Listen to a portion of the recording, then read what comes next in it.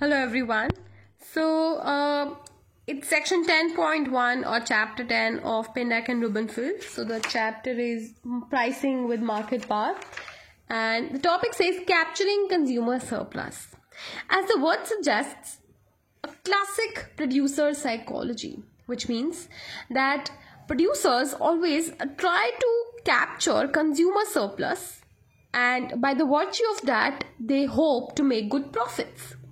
And that is what happens when producers charge a price which is greater than marginal cost.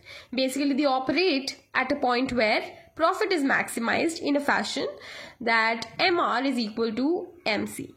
Now let's understand the dilemma of that producer who is trying to capture the consumer surplus of most of the consumers.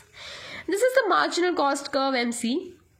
This is MR, marginal revenue, and this is your demand curve, the usual scenario. And at a point where MR and MC intersect, Q star and P star are the equilibrium quantities and prices respectively. So at a price of P star, when the producer charges a price of P star, there is a range of customers here as depicted by the range B who are left out. So these particular consumers are not willing to pay a price as high as P star. So if the producer has to extract consumer surplus from the stretch B, he will have to lower the price. And if he lowers the price to say P2, what will happen?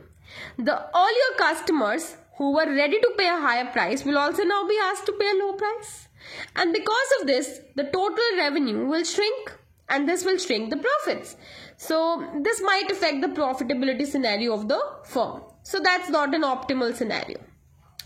Now consider the stretch A above the price P star on the demand curve. This particular stretch A is suggestive of some customers who are quite rich, or I should say who have quite a good purchasing power such that they can pay a higher price than P star to acquire the goods.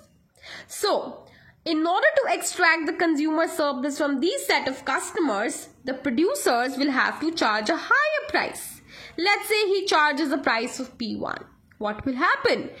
Some consumers who cannot pay a price as high as P1 will be rationed out of the market, and that will result in loss of revenues again.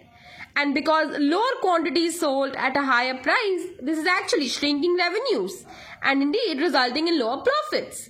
So that again is not an optimal scenario. So neither charging too high a price nor charging to a lower price is doing good to the firm. What can the firm do in order to extract the consumer surplus? The trick here is the producer must charge a different price to different customers. Let's see how.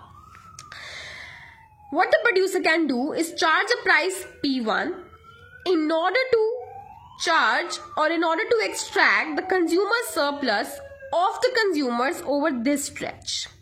So the consumers who are over this stretch are happy paying a price of P1 because the maximum price they would otherwise pay is P max.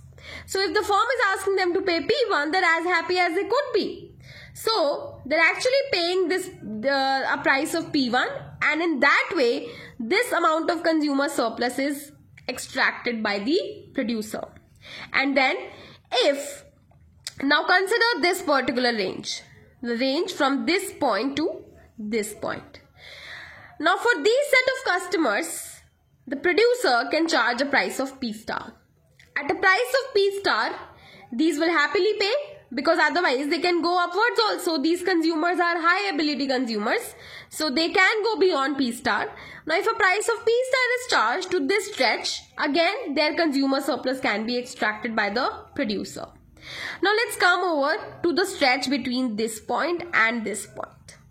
Now let's charge these consumers the price of P2. By charging the price of P2, yet again these consumers don't mind paying a price of P2, and hence this consumer surplus is also taken away by the producer. Now if the producer charges a price of P star, he would have further extracted the consumer surplus of consumers in this range. and that is more of a less likely scenario, but if the producer wishes to extract this also, he might as well do it.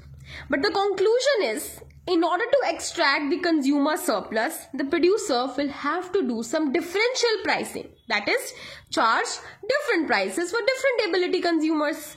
For consumers in this stretch, for example, because they have too high an ability to pay price, charge a price P1. Then in this stretch, charge a price P star. Over this stretch, charge a price P2.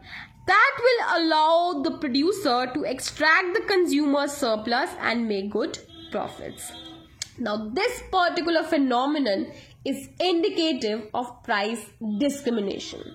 Price discrimination means you charge different prices to different customers, and however, the problem is to identify who are those different customers and to get them, in fact, to pay these different prices. But that is for the later scenario we'll be exploring in the further videos about price discrimination. So, thank you for watching the video.